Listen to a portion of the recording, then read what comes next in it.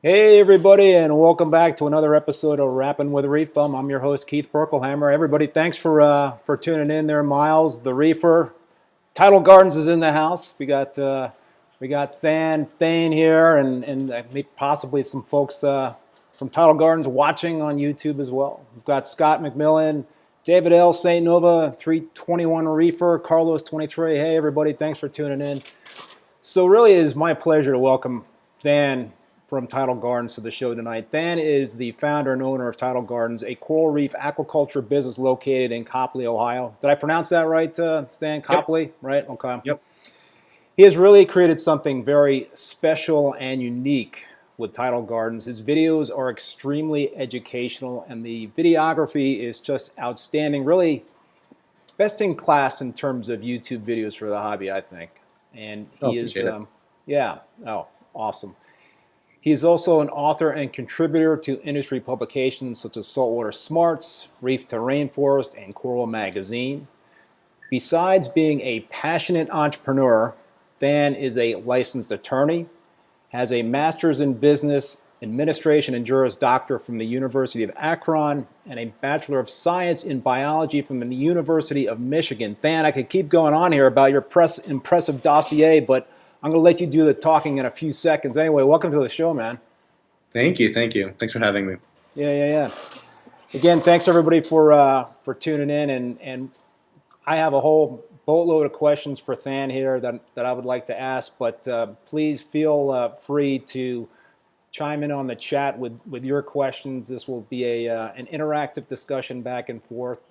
And Thein was also very gracious enough to shoot some video. He's got a lot of video that he is going to share with us in terms of the new facility and take us through that. So really appreciative of that, and I think that'll just kind of launch us into a discussion in terms of what's going on in terms of the latest with the facility. I know, Thein, you've been doing a lot of updates on YouTube about it, so probably many folks are well aware of it and what's going on with it, but maybe we could dig into it a little bit deeper.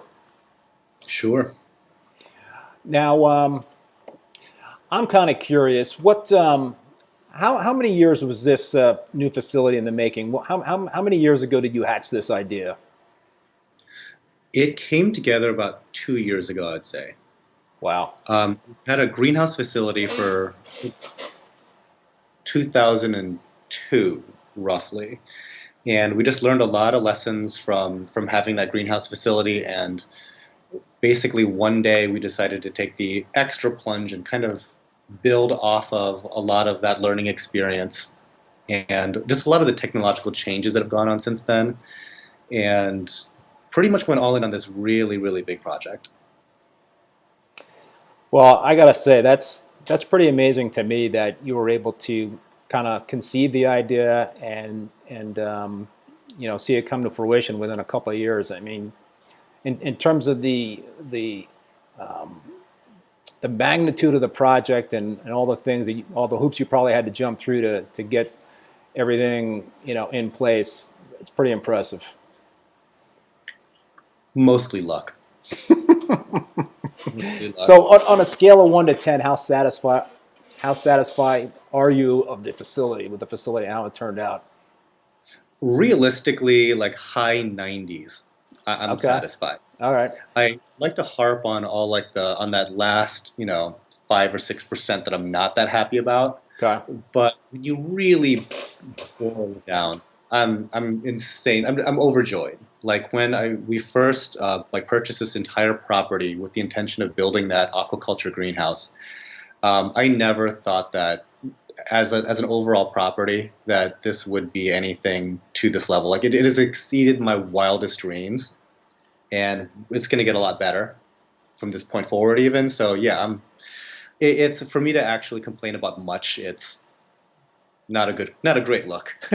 So it's fantastic.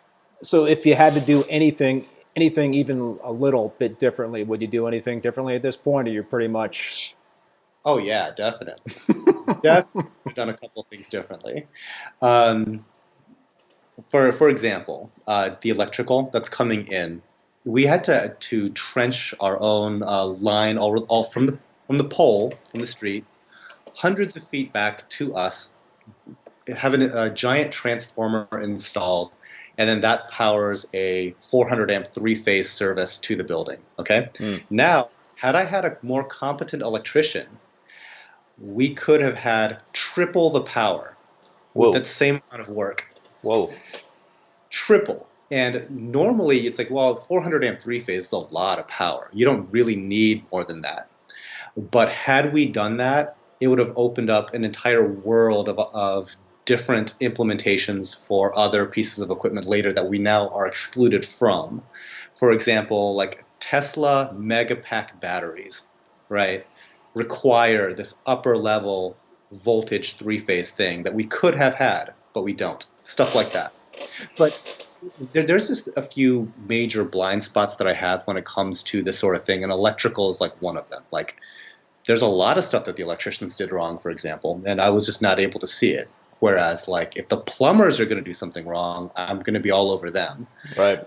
But it's just little things like that, I would say. It's you just can't be knowledgeable of everything that goes into a building. And the other thing is, I was basically the general contractor, and that was not the original intent at all. Like, I thought that the builder was the general contractor, and I learned like 3 months into it that he's not at all. He's like, "Oh, we need a plumber. Do you have one?" I'm like, "No, I thought that you're the guy." So that was like an additional full-time job that I had to like take on, not expecting to have to do any of that. So when I say that I got lucky, I got really lucky. Yeah, you were juggling there. Well, you know, in terms of the electricity, I guess look on the bright side. At least you're going to save maybe perhaps a little bit on your electricity bill, not having 3 times as much. You know, because I would have used it. That's for sure. I would have found it. So how is the transition going from the greenhouse, the old greenhouse, to the new facility? Is that greenhouse going to be phased out, or is the to keep that thing up and running for the foreseeable future? Yeah, the plan is to keep it up and running because since this new building came into play, it's opened up a lot more infrastructure. So we were able to revamp the electrical. We were able to revamp like the natural gas and like all those different things. And because of that, like the greenhouse, since we've built the new building, has gotten 3 times nicer, I would say. That's because we were able to do more. Because previously, when I built the greenhouse, the idea was we wouldn't need lighting because we had the sun and all this stuff. But it turns out that you actually still need lighting. And we never anticipated, like in the earliest implementation of that greenhouse, I think I had a total of like 9 devices plugged in. 9. Wow. Right? Wow. Now there's like hundreds. There's hundreds of things plugged into the greenhouse, and it's pulling probably a shade under 100 amps of power continuously now. So it was just never, it was just never conceived in that way. So now that we do have a lot of extra bandwidth as far as like pretty much everything goes, the greenhouse has gotten substantially improved. And so most of the business that we still do now is out of the greenhouse. And the new building is just now starting to kick into high gear. So we're welcoming a few more folks here, and apparently we've got a little bit of an echo going on here. Thein, are you muted on YouTube? Is that I'm muted on YouTube. Okay. Yeah, so they're hearing a reverb. I wonder if it's because of the fact that I'm not wearing headphones or not. Oh. Maybe. Okay. I'm like looking around to see if I have headphones here. Well, let's maybe we should press on unless you want me to give you a minute to try to find some headphones. Otherwise, give me yeah. If it happens to be here, I'll try to plug them in. Thanks for your patience, folks. Do you still hear the echoing now that Thein is gone?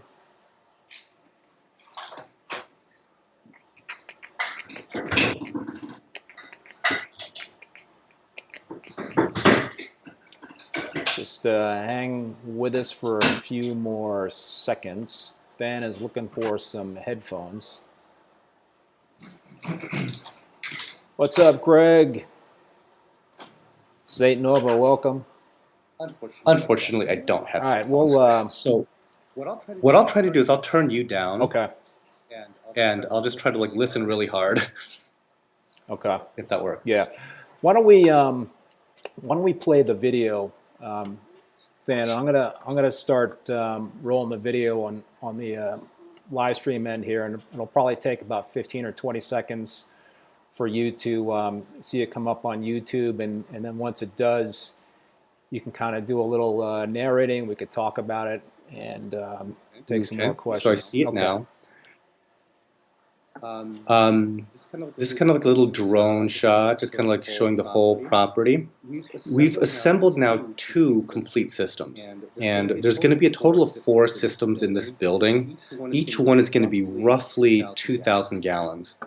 But sometimes I think that gallons is kind of like the wrong measure of these sort of things, because not every gallon is useful gallons.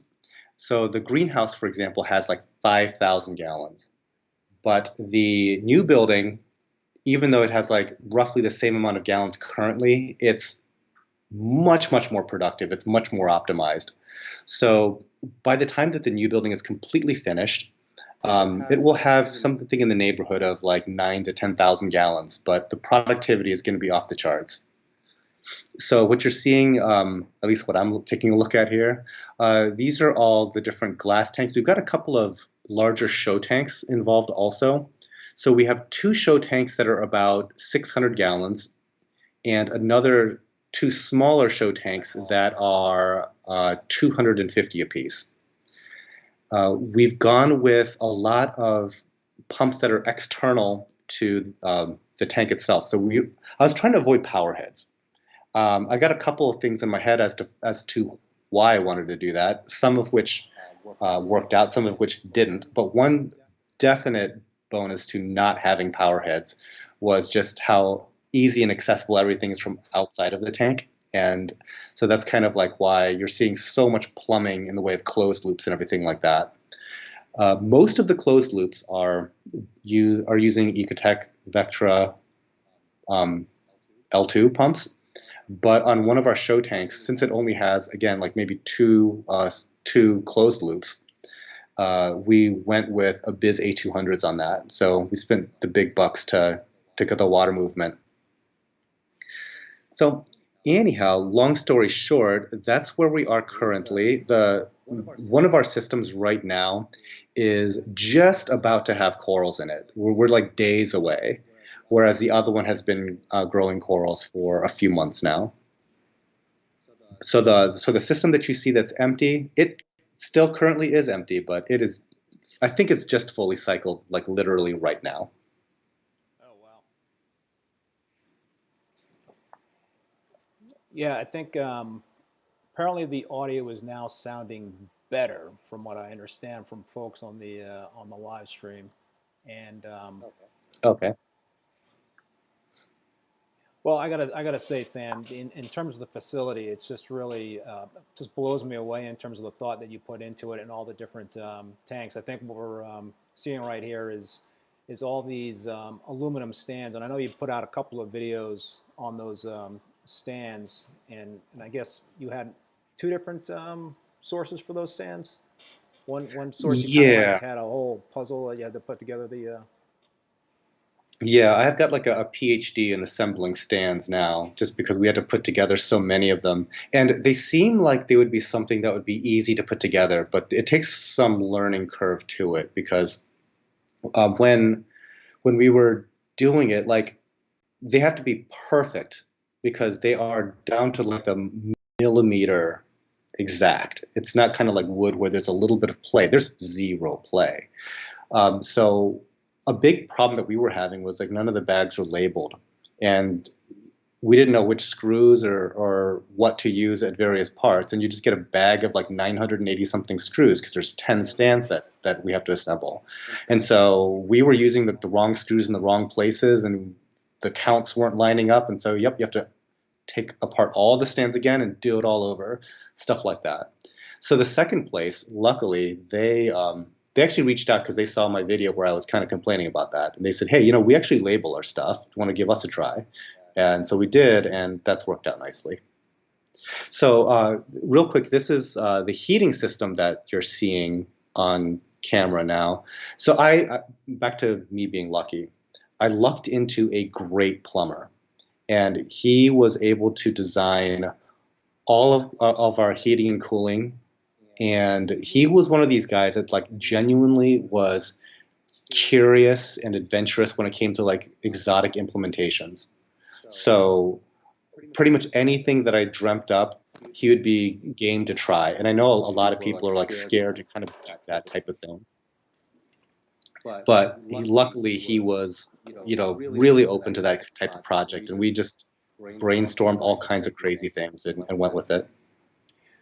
Well, I gotta say it is pretty impressive, and I guess it's I mean, geez, how did you get started in the hobby, Than? In terms of how many years ago did you get started in this great hobby of ours, and geez, how did you progress to this point? So It was what, like over 30 something years ago probably, that I got into the hobby. And it was one of those things where like growing up, um, I wasn't allowed to have cats or dogs. I was probably like 6 or 7 years old. I don't know. And I wasn't allowed to have cats or dogs, but I was allowed to have fish. And went from goldfish to tropical fish to saltwater fish eventually to coral. And that was right around the time that I was in college. And I decided to eventually go to business school. And when you have a successful reef tank, and at the time, it was early days in the hobby. So, what do you do with all these extra cuttings that you get from your tank? And so I did like a business plan to take a look at what would this look like if I actually made a coral farm, and what would I need to do to make it successful. And that business plan was entered into different competitions, and we ended up winning like over $30,000 in business plan competitions. And that really helped launch the business as far as that went. and so once you kind of like made that foray into the to the business part of the hobby, how did that kind of change things for you? The thing is, it kind of didn't quite so much for me, because I think that I've always been just mesmerized by water. So I've never lost that just that excitement for underwater things. Now, as far as like the business side, I was never one of the folks that was like slavishly focused on profit or anything like that. So I think I even approach my business very hobby-like. So you can probably tell, you can do this whole thing that I've shown you like on video for a lot less than what I've done. Okay, it's kind of not the point. So people ask me like, well, what's the payback period on such and such? It's like I literally don't care. It's something that I really want, and we're going to be going in that direction. So, for example, I have like the entire building collects rainwater and stores it underground, and then we purify that rainwater to make our RO system. That whole thing, right? I can pretty much tell you that the full cost of that is probably, you're talking like Tesla money. And what is the payback period on collecting rainwater for making RO? I mean, there is none. You save nothing, right? But it's something that we wanted to do. We wanted to collect rainwater. We wanted to do all these different things. So we just kind of did it in that way. So a lot of the business side of things hasn't spoiled the enjoyment of the hobby for me. It's just kind of changed it into like a much, I guess like the scope of everything has changed, but my excitement for it hasn't. Well, that's important. You don't want to like lose the excitement for it. So let's dig into a little deeper in terms of the new facility and the new tanks. I mean, we saw, I think a couple of display tanks. One was a peninsula tank, and we saw some, closed loop plumbing in that peninsula tank. What now? I just started a new 225 gallon peninsula tank that's 6 foot long by 3 foot wide by 20 inches tall. Really excited about it. And one of the things I have realized is that flow is a challenge for a tank that long. But with your closed loops, I noticed in one of the lagoon tanks that obviously would solve that problem. Now, I've always been hesitant to do closed loops because I fear having the plumbing below the water, and that's another potential point of failure. But have you had pretty good luck with closed loops, and is that not a concern of yours? Yes. So there's a couple of different things that I kind of got over. One of the things is exactly what you said about having plumbing at the bottom of the tank, and it could potentially be a leak. And if there is a leak, theoretically, your entire tank could leak out through that, right? Never gonna happen. There are leaks right this second in my system from the bottom bulkheads, okay? It will take a month before the salt creep hits the floor. That's how little the leaks are. I mean, it's just simply not going to empty your tank. You will die of old age first. So, and just feel free to go ahead and tighten that, fix it if you really, really need to. Other thing, it might just fix itself. I've had so many leaks like that that just dry up and fix themselves. So, uh, I was in the same place mentally as you about worrying about those types of structural failures. In practice, it's simply not a thing. It's not anything to worry about. You will spill more water over the side of the tank than coming through like a leak in a closed loop like that. So you were obviously not losing any sleep over those slow leaks at this point. Not really. No. We'll fix it eventually, or they'll fix themselves. But no, it's not. It's not on the mental map anymore. What now? The other thing I wanted to ask you about is there's obviously been a lot of talk about negative space aquascapes. Bulk Reef Supply has done a few videos about that. I know you've done a video on that, and they're beautiful. I mean, they are just gorgeous aquascapes. But I'm an old school reefer, and I've always started my reef tanks with live rock versus dry rock. And the one time that I did start my reef tank with dry rock, it was just one problem after another. I had dinos, I had diatom bloom, bacterial bloom. It was rough, and it was just Yeah. I was always able to grow acros really well, but for some reason with this dry rock only tank, I had a lot of problems. So I'm just kind of curious in terms of your experience starting, a system up with dry rock only, and what do you do to kind of combat the lack of biodiversity? Do you use a lot of bacterial boosting products? So, lot of questions in there. Let's see. Okay. So as far as bacterial boosting products, no, not so much. I'm sure that there's several great products on the market now, but I'm like kind of on the old school end. I just throw some shrimp in there and wait like 2 months, and it'll take care of itself, and I don't have to kind of overthink it. I saw that video from I think it was Bulk Reef Supplies thing from Macna of Dr. Tim, and he's explaining in excruciating detail about the cycle and how each stage of it works. And if you wanted to maximize it, you can lower the temperature, you can lower the salinity, you can do all these things. And I'm just thinking or you could just throw a piece of cocktail shrimp in there and wait a couple months, and it'll absolutely be done. And so I just took that approach with it.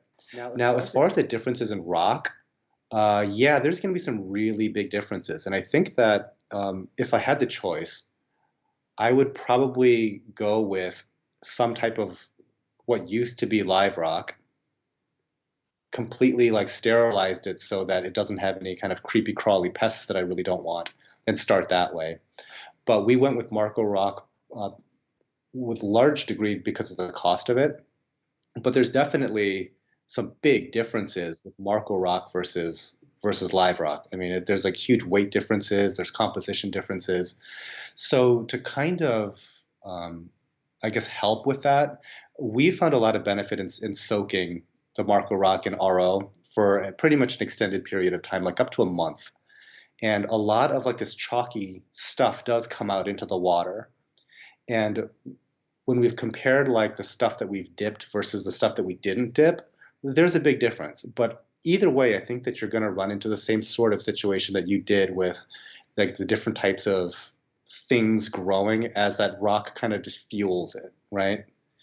So I don't know if there's like a perfect rock out there. Maybe it is live rock, but from what I understand, it's getting more and more and more difficult to acquire like real live rock.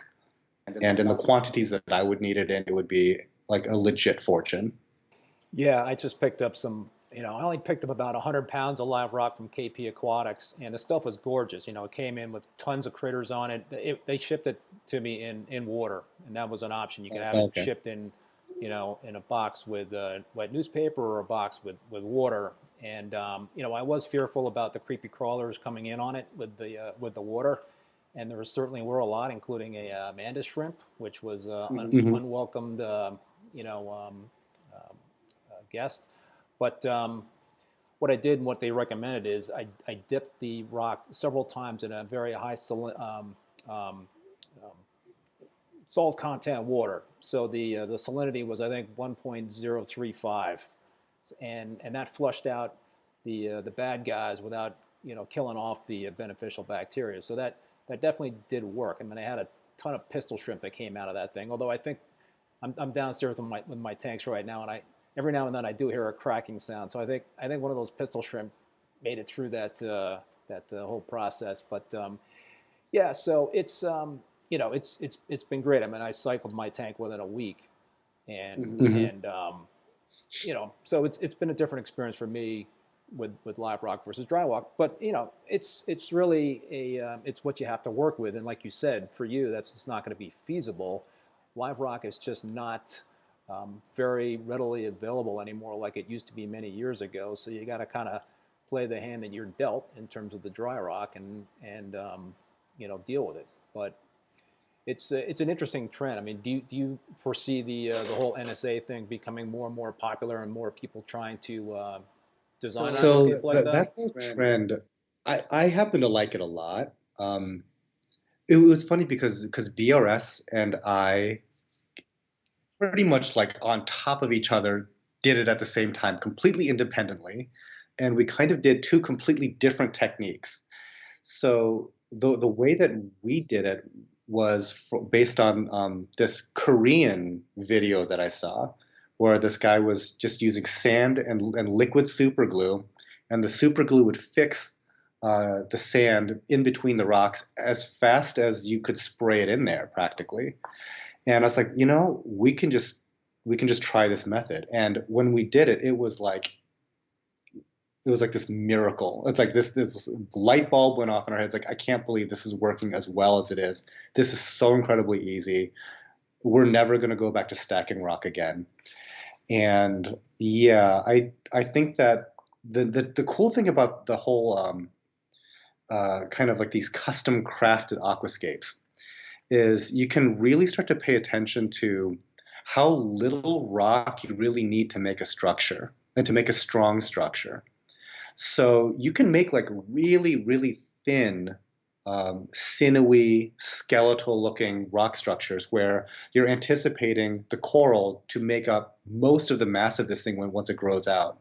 And you're not like married to these like really thick, dense, megalith blocks of like Marco rock anymore. I mean, the whole thing could be, like open on the inside, that sort of thing.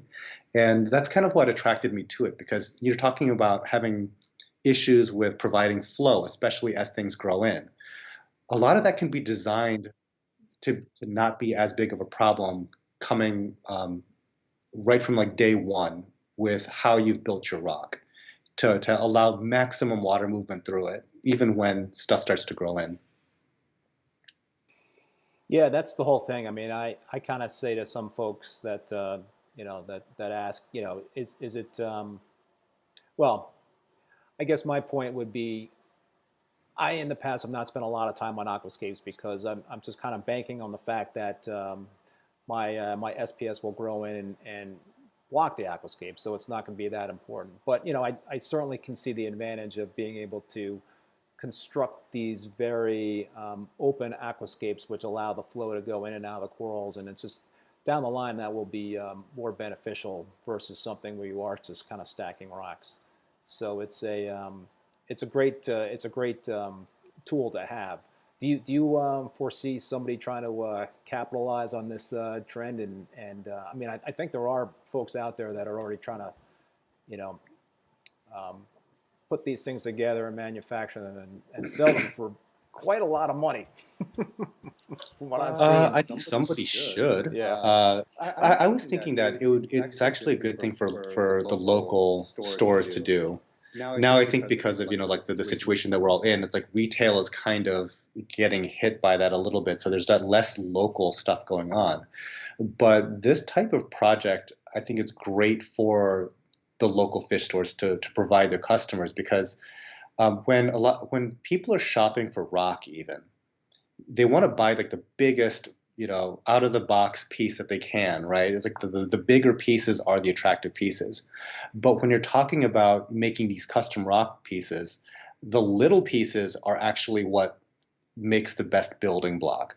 And so they could basically take the least desirable rocks that they have in their possession that they would never in a million years move, turn it into a high-end aquascape and sell it at a premium. It's like, this is a layup, guys. If you have the time, make these custom aquascapes, offer it up, and then somebody's gonna like it. So let me ask you some general questions, Thein, about your systems. I noticed that in the new facility, it was pretty much all bare bottom. I don't know if I've seen you have sand in some of the systems in the greenhouse or not. But what are your thoughts in terms of, obviously you're an aquaculture facility, and I guess sand Yeah. is not gonna Okay. be part of that equation. But what are your thoughts, Funny. sand versus bare bottom? Yeah, it's funny you mention that. So that is a point of active debate amongst me and my staff. And so when it comes to like the actual growing systems, we definitely go with bare bottom for the maintenance aspects of it. So the real debate is whether we want to have sand in the show tanks and stuff like that. And there is a philosophical debate internally as to how much maintenance that really is. Because I've always had substrate in my tanks, right? I like the look of substrate. It's totally not a big deal for me. But the practical thing for me that I always have to consider is that I do have to think about my staff. They are often the people that are tasked to work on some of these tanks. And if they are dreading it, that's not really helping anybody out, right? So there's a good chance that some of our show tanks will have substrate. However, there's definitely a couple of guys kicking and screaming at the idea of substrate. I personally like substrate a lot. So if you were recommending sand versus bare bottom to a person coming into the hobby, or a person that was considering reconfiguring their system, you would say go with sand? Sure. Yeah. Yeah. I've always gone with sand myself, and I don't really do any maintenance on my sand beds. In the past, I've basically had some, I've got sea cucumbers, I've got some Nacerius snails in there, and I let the cleanup crew do the work. But I do have to admit, I am a kind of a lazy reefer when it comes to maintaining a beautiful sand bed. So there's typically a lot of debris in my sand beds in terms of shells from dead hermit crabs or snails and pieces of coral here and there. So it's usually not a pretty thing, but I do like to keep a lot of different wrasses, especially leopard wrasses. So that's why I'm usually a fan of sand beds. But my new tank build, I'm not going with sand. I'm going bare bottom because I'm just gonna blast the crap out of it for the SPS. Yeah, I think if you're going to be going with like a heavy SPS system, that might kind of preclude you from having at least the finer sand. It might be kind of like more rubbly. But yeah, I mean, I think it's a lot of personal preference there. But again, it's like I don't even think it's that big of a deal to have to siphon your tank every now and again. I think it's almost kind of a therapeutic activity. It's relaxing and it's kind of rewarding once you're done. Yeah, Greg Carroll is chiming in. I don't think I would ever go with sand again on an SPS tank. LPS and softy, I would still do sand. Yeah, it's interesting. This is gonna be a first time experience for me without with a sand bed, but I'm game to try something different here. What's Saint Nova? I'm sorry, I have to It's got white sand. I have an old fishing rod stick that I used to stir my sand bed with once a day. I guess you could take an old fishing rod and stir your sand bed to keep it clean. Whatever works, Yeah, right? that works. So, Thein, what about filtration, biological, mechanical and chemical? What do you guys use at Tidal Gardens in terms of that stuff? I would say the lion's share of that is being done with protein skimming and water changes. Where we kind of diverge from a lot of different facilities is that we don't do much in the way of like micron filters or anything like that. We don't do filter floss rollers. We don't do filter socks, like none of that. One of the things that we do have is a gigantic sump. Well, it's 500 gallons. I guess it depends on what your expectation for gigantic is. But one thing that a 500-gallon sump does do for you is that it will gently collect stuff at the bottom, at which point you can remove it at your leisure. And the tanks themselves being bare bottom, you can find like the 1 or 2 piles of whatever, siphon those out. So when it came to detritus removal, that was fairly easy for us just to do it that way. And we didn't have to then worry about constantly laundering dirty filter socks and things of that sort. And we have, I guess, a somewhat undersized skimmer, because once you get over 1,000 gallons in size, there's not that many skimmers that are really sized for that. But we have a skimmer that could probably be rated for 1,000 gallons, perhaps. And it seems to do the job just fine. We have a relatively low fish load, but a lot of corals. So it kind of works itself out, I would say. As far as like a biological filter media, we've been using, what are those things called? Like those ceramic type bio bricks. Yeah. And I don't know if they work or not, but we have been using them. What about chemical? Do you guys use activated carbon on your system? We don't use activated carbon. However, I am interested in trying ozone. I've never tried it before. And we use a small amount of GFO on a couple of systems that were having like chronically high phosphate. But generally speaking, we don't actively run chemical filtration just for the sake of running it. So And definitely no bio balls, or bio balls? The carbon stuff, biomedium. Yeah. Yeah, we don't do carbon dosing. We don't do any ultra low nutrient methodology at all. So for nutrient export, you're pretty much relying on the protein skimming. You're not doing there's no refugium or algae scrubber or reactor? Correct. No algae filtration. So, the whole refugium thing for me, I'm kind of on the fence because I like the idea of refugiums. And if I had like a home aquarium, I would probably be a lot more open to it. But for us on a commercial scale, I find that if you have like an isolated tank with no predator thing going on, no herbivore thing going on, it becomes like this breeding ground for absolutely everything that's wrong and awful in the tank. Like any and all pests are going to persist in the refugium completely unfettered.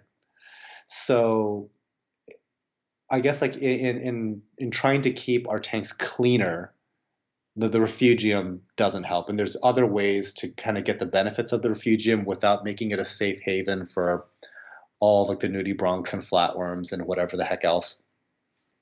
So we have a question, Thein, from St. Nova, and I'm curious about this too. What do you guys keep your key parameters at? So like nitrates, phosphates, and we'll get into calcium, alkalinity, magnesium. Sure. So it kind of depends on which systems that we're talking about, because going from comparing the systems in the greenhouse to the systems in the new building, it's like a tale of like two completely different worlds. So the systems that are out in the greenhouse have been actively running constantly now for over 12 years. Okay, there's all kinds of goofy stuff that has happened in those tanks in that time, and Until recently, I would say that the nitrates in those systems were up around 70 parts per million. The phosphate was something in the neighborhood of 2 parts per million, not 0.2, not point 0, it's High. 2 Dirty parts tanks. per million. But the thing is, they don't look dirty. There's no problem algae, really. There's nothing wrong. And the corals presumably are fine. Whereas like in the new systems in the new building, there's like undetectable phosphates and nitrates. And in a perfect world, I would like to keep those a little bit higher. I would much rather see like 10 parts per million nitrate and like 0.05 or even 0.1 phosphate rather than zeros across the board. Because at that point, I kind of worry about starving the corals. And we do actively feed the corals, but I think that if you're doing like the ultra low nutrient stuff, you have to like go much heavier on the feeding than what we're doing. So what are you guys doing to boost the nitrate and phosphate levels, or are you trying to do something else in terms of the protein skimming to try to get those levels up a little bit?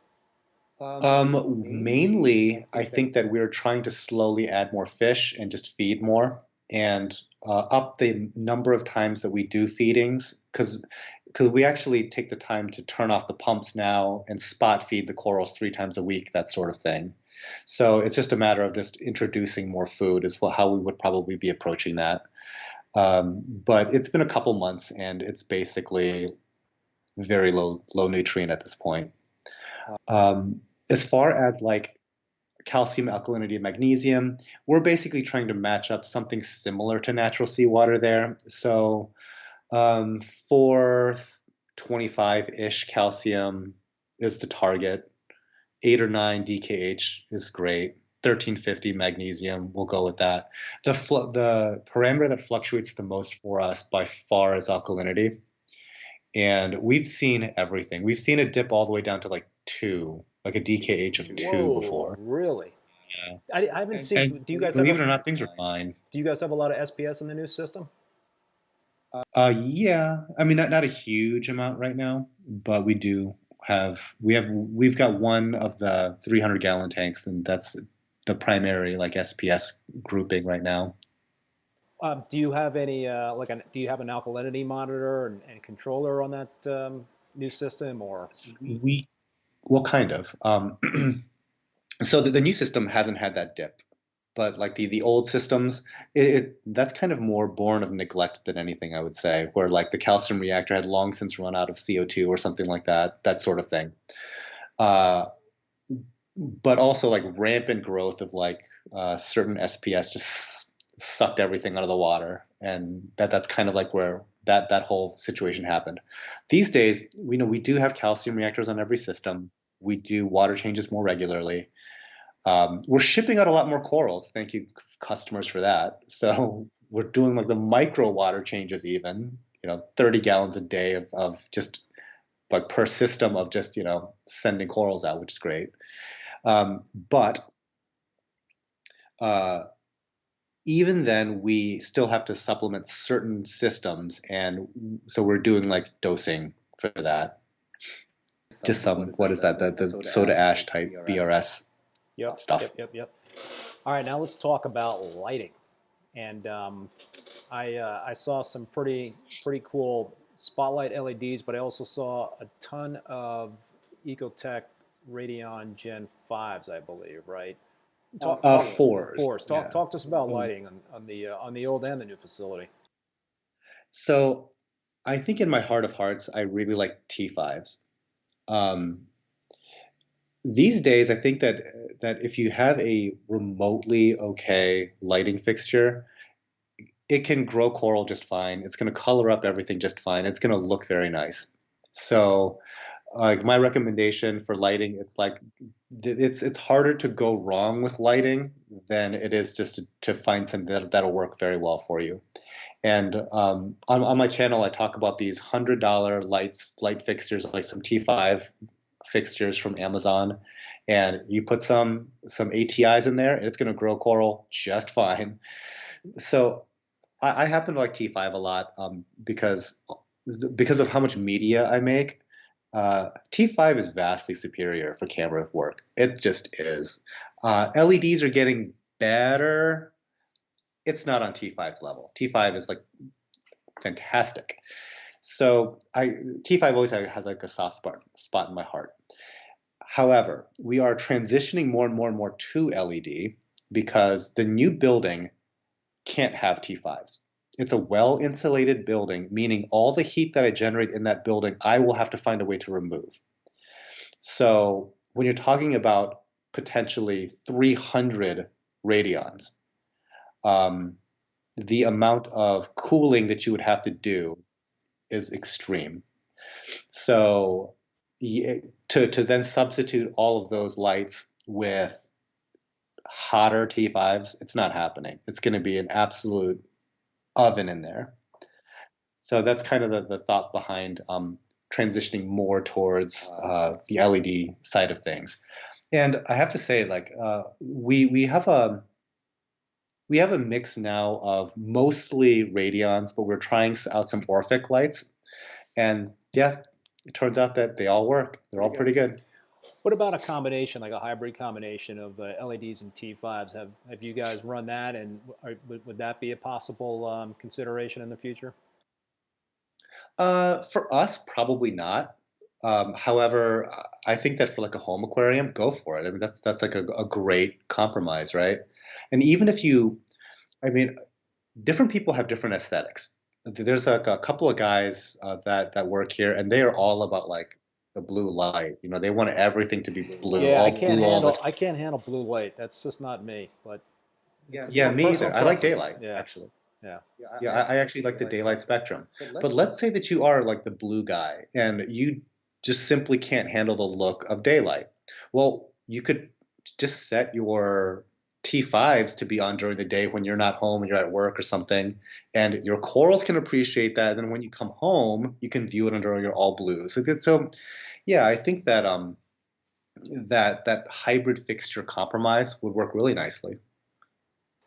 Let's switch gears a little bit. And 321 Reefer brings up a question about pH, and it's sort of a general question, but I'm going to make it a more specific question. I had Adam from Battle Corals on here a few weeks ago, and he talked about pH and how when he had an air exchange unit installed in his facility with his frag tanks, that he just saw a real major benefit to the growth of his acros. And I wanted to kind of get your take on that. I'm assuming that you guys have a pretty good ventilation system set up in the new place and probably even in the greenhouse. But what's your opinion in terms of the impact of pH, and I'm talking about a higher pH on the growth and health of corals? I'm kind of spoiled in that I've never lived in a world where I had pH issues. My pH is rock solid at 8.4, and it's been that way forever. Um, so as far as like the benefit of higher pH, I think it's purely theoretical for me, just because based on some of the stuff that I've read. But I've never been in a situation where I had to struggle with like pHs in the sevens because of a basement system that was in a very closed house or anything like that. The greenhouse is in essence an open building. I mean, it gets a lot of fresh air, and in the summertime, it is a wind tunnel.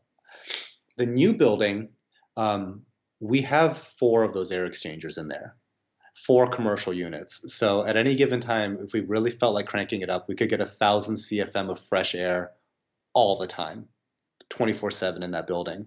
And so the pH of those systems is again rock solid 8.4 and never really deviates.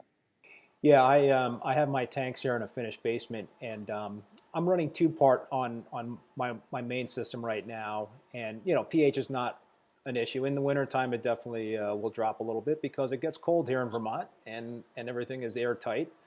So I do see that impact in the wintertime. But yeah, when I was running a calcium reactor, it definitely was a struggle. I tried running an airline tubing from the skimmer intake, the air intake outside, and that didn't really work. So, but I've also run Kalkwasser in conjunction with a a calcium reactor to try to get that pH to be to boost that pH up. And also, I've had success with the dual chamber calcium reactor. So with the new system, I'm going to be doing all the above. Plus, I'm going to be getting one of those air exchange units installed in this house to try to pump in some fresh air in the winter. Those air exchange units are really impressive. And they run on no electricity practically. And they're fairly quiet. Yeah, it's such a simple device. In essence, it's just really just two fans, and it just works. Yeah, AF says our display tank in our shop was struggling with pH at 7.9. 7.9 corals were struggling a lot. Had to add the Kalkwasser reactor to combat it until our CO2 scrubber gets delivered. So, and 321 reefer, I use Kalkwasser and a CO2 scrubber, and the scrubber really didn't do too much. So yeah, I mean it's an issue with people using calcium reactors in houses that can be a bit airtight. So Thein, let's do a time check. We've got about 7 minutes before the 8 o'clock hour. I want to be cognizant of your time, folks. If you have any more questions, please put them in the chat, and we could get Thein to answer those questions. But Thein, you mentioned T5s in photography and how that's so advantageous in terms of shooting. I wanted to kind of ask you some questions about your cinematography and the videography that you guys put out there. What was that another hobby of yours that just kind of morphed into this thing with Tidal Gardens, or were you a big photographer before this reef keeping hobby started? No, it's a hobby that I picked up from the business.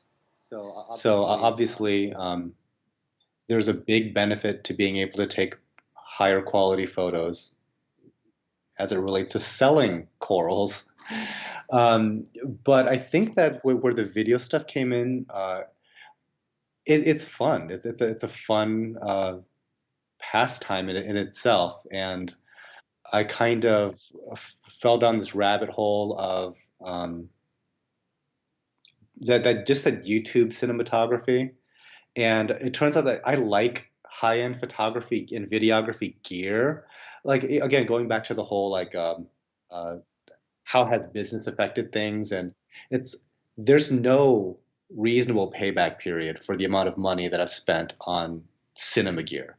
Like people rent this stuff to make their movies. They don't buy these things. But I want to own them just so that I would have them around. I like them, that sort of thing. And now actually, now that I've hired one of our college interns full time now, and she's basically like the media person. So she gets the treat of working with this super high end equipment. And for me, it's great because it's like the novelty is kind of worn off. But I can say, hey, go get me these shots. And then she can just go and take care of all of it. So it's wonderful. I love it. Well, I think the macro photography and videography is just spectacular, and yeah, kind of left my jaw hanging a lot when I've seen some of your videos. And I don't know if you can give folks out there tips in terms of shooting great videos or shooting or snapping great pictures of the reef tanks on a limited budget. What kind of advice would you give them? On a limited budget. So I would say I guess it depends on what limited budgets really are. And is there a certain camera that you would recommend? That's 321 reefer also. Actually, no. There is a correct answer to this. I just need to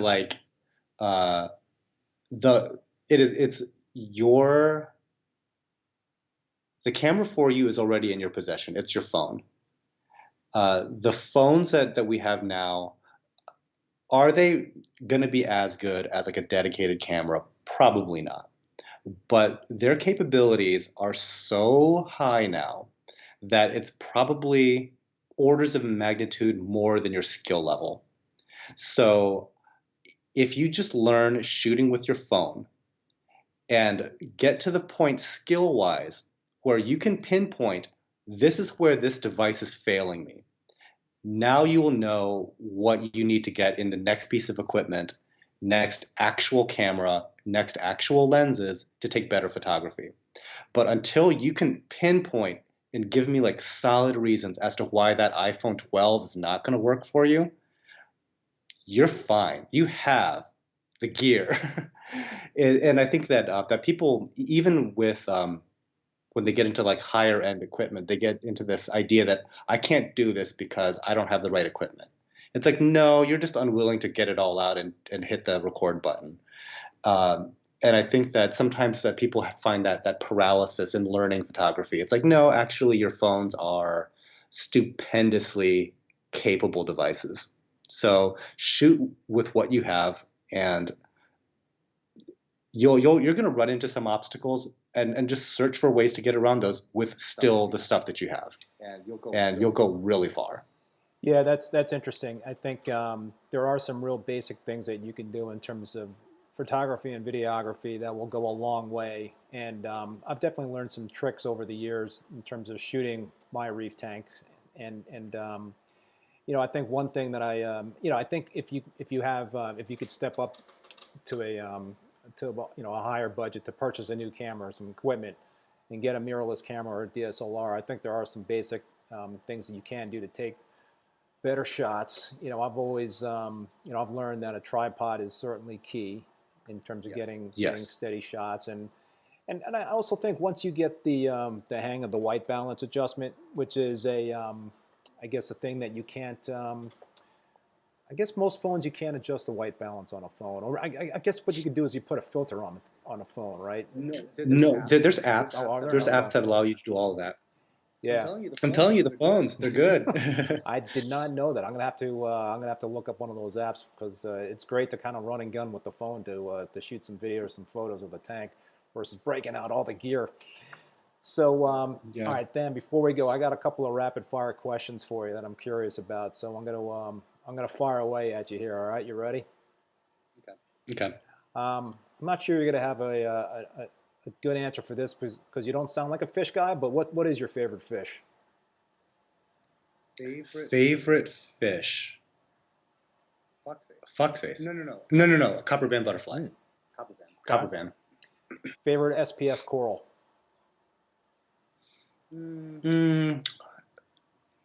It's lame, but it's probably a Walt Disney Acropora. Good choice. Good choice. Favorite LPS coral? Favorite LPS right now, it is an Amazeballs Goniopora. I have to look that up. What's going on with the giant increase in pricing with the meat corals? The Acanthopoulos I'm not sure if I'm pronouncing that correctly. Acanthophyllia. Yeah, Acanthophyllia. Yeah. Okay, so partly I think it is just it's the hot coral right now. That's part of it. I think there's this underlying, like almost like this deep state knowledge that they might actually be illegal right now, and that they like as far as like the collection places, they are not allowed to collect this stuff anymore. They are, however, allowed to sell what they previously had in inventory. And so that is what you're seeing in the market, presumably, is this backlog of stuff that they had. But I think, and it's kind of like the Wild West out there, it may not be legal. And I think that might also be kind of like upping the price, even on the collector end of things. And that's being transferred up the chain to us as retailers and wholesalers and customers. Well, I feel fortunate because I have one of those in my 187-gallon show tank, and I feel like I'm sitting on a pot of gold. You kind of are, yeah. Because one day, if it ever gets like strongly enforced or whatever, I don't know what the political climate might be, but yeah, the flow of that coral might be completely shut off from the industry like overnight. And it's like, oh, okay then, that's what we're doing. Okay. Game over. All right, my last rapid fire question for you. That last one was not so rapid fire because we got into a bit of a discussion, but and this one's probably a silly question, but do you have a dream tank, or is it already in existence? I don't think I do. Maybe if we could ever do a true filter feeding non-photosynthetic tank like filled with dendronephthia or scleronephthia, that type of thing, that would probably be it. Cool. All right, Thein. Well, any final thoughts tonight? Not from my end. Like, if are there any questions from the gallery? Anything that chat wants to know? I think we've been kind of hitting them as they've been coming through here. We had some recommendations on some cameras, a Sony A6000. I actually have a Sony A7 III. I used to be a Canon guy, but I had the Canon 5D Mark III, but I went to the Sony. You're a Canon guy, right? Currently, yes. Yep. Yes. So you have an A7 III. The only thing I don't like about the A7 III is the LCD screen does not flip around, so you cannot. It's not vlogger friendly. Right. The other thing is you cannot do 120 frames per second in 4K like you could with the Panasonic camera. Okay. GH5 or something. Yeah. Now viewers, we're really getting into the weeds now in terms of videography. But those would be the two things. It's time to get the A7S III. That's the camera for you. The A7 S3. And there's also an A7 IV that just came out. There's an A7 IV now. Yes. Wow. And I think that solves all the problems I just talked about. So Gotcha. It was I believe the body alone was $3,500, which makes it tough for me because I just picked up the A7 III 2 years ago. But I don't know. I guess I could probably get a good trade-in value right now for the. Here's the thing though. You're pinpointing exactly what that camera can't do. That's good. So now it's time to upgrade. Yeah, I think so. I'm kind of falling into your little thing there, Van, in terms of the going all in on the videography and photography equipment. So it's fun. Oh, it really is. I'm into that as well. So it's a lot of fun. But it's gonna be different for me because of my new tank. It's going to be LEDs, and I've never had LEDs before. I'm a metal halide, tried and true guy. I've got 400 watt 20K radiums over all my tanks right now, and they really grow corals great. I haven't had any issues with heat in my tanks because it's a finished basement and it stays pretty cool in the summertime, So why are you switching? I am switching because I want to try LEDs. I want to see if I can, have the same success with metal halides with LEDs. And, I think in terms of the electricity, I'm not sure I'm going to save a lot of money with LEDs. I'm going to be using 6 Mitra, the GHL fixtures over the tank. So I'm going to have 6 of those fixtures. I know I could get a lot better spread if I went with metal halides. Probably I could probably just get away with 3 metal halide lamps, I believe, although it is a 36 inch wide tank. So I decided to go with LEDs on in this tank and give that a go. But I'm pretty excited about it. But I think in terms of being able to shoot it with the camera, it's going to be a lot different than what I'm used to with the metal halides. That's just the big thing that at least that I've noticed shooting with the LEDs is that the colors are oddly baked in. So since you're a photography guy, it's like shooting in RAW versus shooting in JPEG, where like the JPEG, it's like it looks okay, but if you wanted to make some subtle changes, it's like a lot of it is baked in. And if there's something that you wanted to do kind of like gently or subtly, there just isn't that wiggle room for that. And that's how I feel when I'm shooting with LED. It's like it's a very harsh, baked-in light source. So, like I said, though, the LED systems are getting better. It's just not quite there. Yeah, no, it'll be interesting. But I don't know, I'm definitely psyched for the change but I'm still holding on to my metal halides. I guess maybe I have this fear in 5 years there's not going to be any metal halide bulbs left out there, so I'm going to have to think about an alternative plan anyway. But who knows, right? Have you guys have no metal halides going on your tanks? No, I used to be a metal halide guy too, but it was a very long time ago. I used to run like those yellow ones, like the 65 100K Iwasaki's. I did the 10K Ushios, and my most recent one was the 20,000 Kelvin radiums. But yeah, we never really stuck with that here. And partly because at the greenhouse we were just out of electricity. We just didn't have the power to run all the lights and then have one couple fixtures that were metal halides on top of all that. So we had to get a little bit more efficient. But I always liked metal halides a lot. I think you really like the corals obviously love the metal halides. It just became a thing where I possibly it's a lot of it is just comes down to like marketing because like you said it doesn't exactly save you electricity compared to some of like the top end fixtures. I mean, like a Gen 5 Radeon Pro is what 240 watts or something like that. Yeah, I believe the Mitras are around 250 at their highest output. So yeah, when you Yeah, take six, that's a metal halide bulb. yeah, right. So, and you take six of those, then I'm not going to be seeing a lot of savings on my electricity bills, but certainly in terms of the light bulbs themselves, that'll help. Yes. You Yes. know.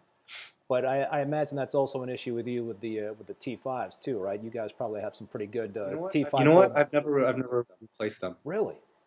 I, they're dark, they're gross looking, and I just never replaced them. They're probably 5 years old. Really? And the corals just have not really. You haven't seen any. I'm sure it's not as good as if you replace them every year or so. But no, some of my T5 bulbs are every bit of like 4 years old, and the fixtures are basically dying, and we're just swapping out the entire fixture for an LED fixture. Do you actively measure par in your tanks, or do you just kind of? We do. One of our guys is like very particular about that. For years, I didn't really care quite so much. I had a par meter, and we didn't use it a lot. But now, one of our guys, he's very fastidious about measuring par. I think we have a lot of these little fun internal debates, and sometimes it's just like I think this guy's just overthinking it. But we try to shoot for something right around 200 par for a lot of stuff now, and in the SPS systems, we're trying to like shoot a little bit above 300. That's kind of like the going rate, I'd say. Yeah, no, that sounds about right. So you just mentioned your staff. Do you want to talk about your staff at all? I'm sure it has grown a little bit over the years, huh? It's grown a little bit like now. So I've had one guy that's worked with me forever, seemingly. He's Ben. And so like if there's ever like a second in command guy, like the right hand guy, it's him. And earlier this year, we added another guy that had worked for me on and off named Luke, and he's a great person to have because he's the guy that is he almost strives for the impossible, and he is convinced that certain things are possible, and just from experience, I know that they're not. But I'm not going to dissuade him from trying. So I'm always supportive in his efforts to achieve a level of perfection that I think is impossible. And so he's always a good person to have for that. And occasionally I do think that he's overthinking stuff, but it's great to have that voice constantly there. It's like he'll say, like we can completely eliminate like a certain type of pest. I'm like, I have so much more faith that that pest will survive than your ability to remove it. But we can certainly try. That sort of thing, right? And just thing after thing is like that. We added Becca. She was an undergraduate intern that did media, and she just worked out amazingly because she could just do everything. Like her skill set, just from design to photography to videography to being like on-camera talent. She's like a certified drone pilot. Like she could do everything. And me as like a creator, I'm like so scatterbrained that I need all this stuff done, and I could just throw all of this work at her, and then she would just either know how to do it or figure out how to do it. It's like the perfect thing. So hired her full time after she graduated. We just added another person that does like coral husbandry, and in a couple weeks, I'm hiring one more person to do that, so that it kind of frees the rest of us up to do a little bit more on the businessy end, while still having um, a lot of that baseline coral farming activities going. And their real strong suit is they're just like coral junkies. They've got a personal collection that's just like jaw dropping. It's like they've got a great eye for it, and they're practically like choral whisper artists, you know. And I'm like, of course, come on over here. I got a lot of stuff for you to take care of. St. Nova's comments. I love Becca. Yeah, she's really good. She's been an increasing presence on your YouTube and Instagram accounts, right? Yeah. Yeah. All right, Than. One last question I'm going to throw your way, and then we'll sign off. If you had to make a recommendation to somebody out there that's in the hobby, let's say it's a mixed reef tank, what would be like the top 3 things they should be? What are the 3 most important things to success for keeping a reef? What would you have to say? Okay, so number one, very obviously, is stability. Um, Stability trumps just about everything. Like, don't go chasing numbers or anything like that. Like, if you can just keep your numbers steady, that's like 90% of the battle right there. You will be successful if you can just do that. Um, I would say the next thing would be to do everything in your power to make the maintenance easier. So if you can design your system in a way that's just inherently less work, and the work that you have to do is easier to do, um, it's more likely to actually get done. So I would say a more simple and easier to access system. Um, don't do anything crazy, like have like a 36-inch deep tank. That's not going to go well for you unless you're like Kareem, you know, that has like some 8 foot long arm. Uh, so those 2 things. And I think that the third thing um, might just be, as far as like livestocking choices. I think that people uh, can kind of get caught up in the whole Instagram culture of like what other people have in their tank, and think that's kind of what they need also. And maybe in your heart of hearts, you really like a soft coral tank, and that's what you should have. Like, you're the one that's going to be looking at this tank every day. It's not the internet's tank. So like, get what you actually like. One of my customers has basically an unlimited budget, and he likes what I think are ugly corals, you know, just like trash paleothelas, that type of thing. And it's like, go for it. You know, that is your tank. You know, you spent God knows how much on that thing, but he is happy with his livestock selection, and that's how it should be, right? It's his tank. Yeah, the screenshot behind us on the live stream is a screenshot from my old 225-gallon tank. And you know what? I dig very colorful, basic corals in that tank, and you could see a lot of bird's nest corals. You could see a lot of styrofour corals. So Yeah. greens and pinks, and yeah, they're not the big ticket items that generate a lot of the buzz and what have you. But it's a very good point. I think you should really stock your tank with the things that make you happy, because you're the one that's looking at it all the time, and you shouldn't be totally wrapped up with what everybody is, the latest buzz on social media about the hot corals. So I think that's a very astute point. Well, with that, Than, I think we're gonna wrap it up. We've kind of gone past the time here, and I want to thank you so much for being a guest. I had a lot of fun talking with you. I think, Thanks for having me. yeah, I think the viewers were definitely into it and asked some great questions and had some great comments. So just want to remind everybody that my next live stream will be next Thursday, December 10th at 7 p.m. I'm going to have Dmitry Tumanov on. He's a great reef keeper. He's tuned into the show a number of times, and he's got the touch with SPS. So we'll have a little discussion on that show. But Than, stay safe, and love to have you on again at some point down the line to talk.